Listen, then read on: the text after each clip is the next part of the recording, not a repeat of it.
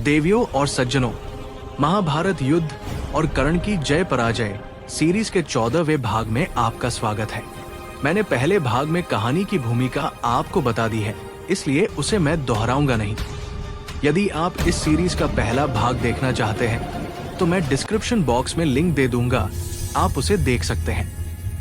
देवियों सज्जनों, आज हम लेकर आए हैं महाभारत के कर्ण पर्व का रहस्यमय और रोमांचकारी अध्याय 49 में, जब युधिष्ठिर ने कर्ण को जीवन दान दिया। कथा सीरीज का भाग 14 आप गीता प्रेस के महाभारत को पढ़े, जो उसमें लिखा है वही मैं आपको बता रहा हूँ। मैंने अध्याय की संख्या को बता दिया है, आप उसे जरूर पढ़ें और तब विश्वास करें। देवियों सज्जनों, युद्ध चाहे किसी ने लड़ा हो, विजय चाहे किसी की हुई हो, पर कारण तो एक ही था, भगवान श्री कृष्ण। ना अर्जुन महान, ना कर्ण, ना पितामह भीष्म, ना द्रोण महान, तो बस एक ही पुरुषोत्तम है, जिनके बिना कोई न अस्त्र चल सकता और कोई विजय भी संभव नहीं। महाभारत के अंत में सबको यही भ्रम हो गया था, मैंने जीता, उसने हारा, मैं विजयी हूं।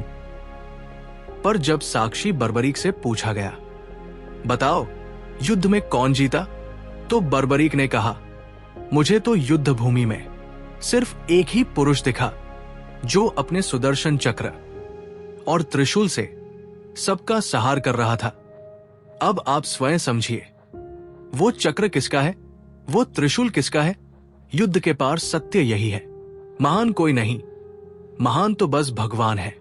इसलिए महाभारत के महानायक एकमात्र भगवान श्री कृष्ण है और कोई नहीं। जय श्री कृष्ण।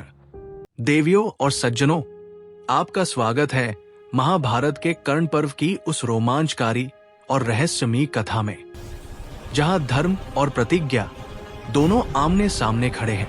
आज की कथा है युधिष्ठिर और कर्ण का महायुद्ध, जहां धर्मराज युधिष्ठिर अपने धर्म का पालन करते हुए अर्जुन की प्रतिज्ञा का मान रखते हैं और सूत पुत्र कर्ण को जीवन दान देते हैं।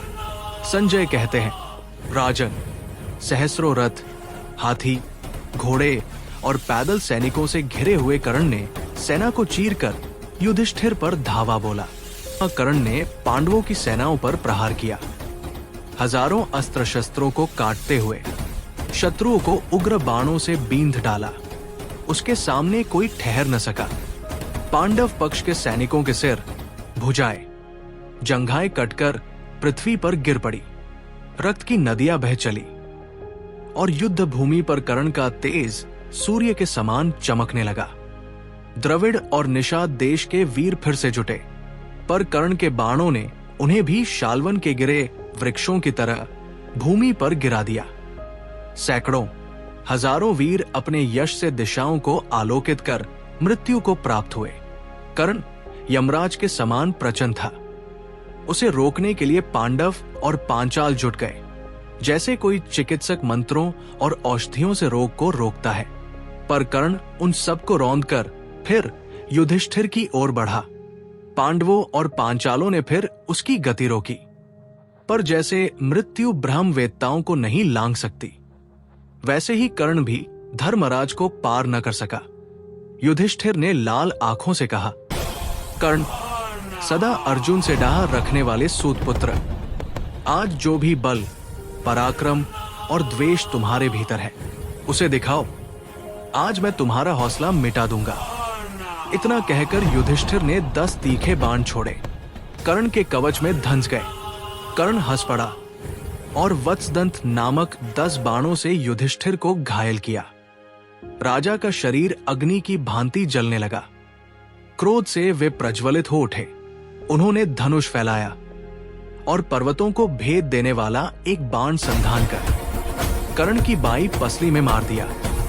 कर्ण मूर्छित हो गया, रथ पर ही निढाल होकर गिर पड़ा। देवियों और सज्जनों, उस समय धर्मराज युधिष्ठिर के पास अवसर था।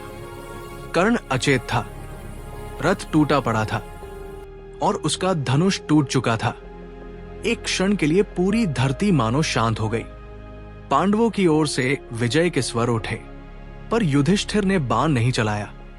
उन्होंने मन ही मन अर्जुन की प्रतिज्ञा को याद किया। वो प्रतिज्ञा जो कहती थी, कर्ण का वध केवल अर्जुन के हाथों ही होगा।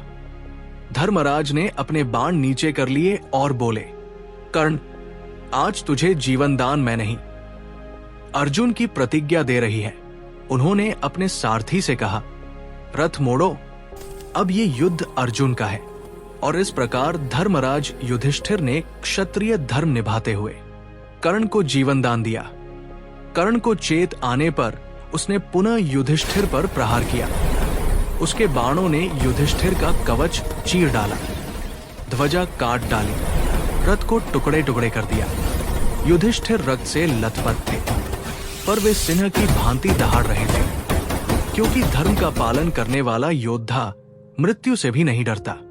उसी समय पांडव पक्ष के सभी योद्धा सात्यकी, नकुल, सहदेव, धृष्टद्युम्न, शिखंडी और भीमसेन कर्ण पर बाणों की वर्षा करने लगे।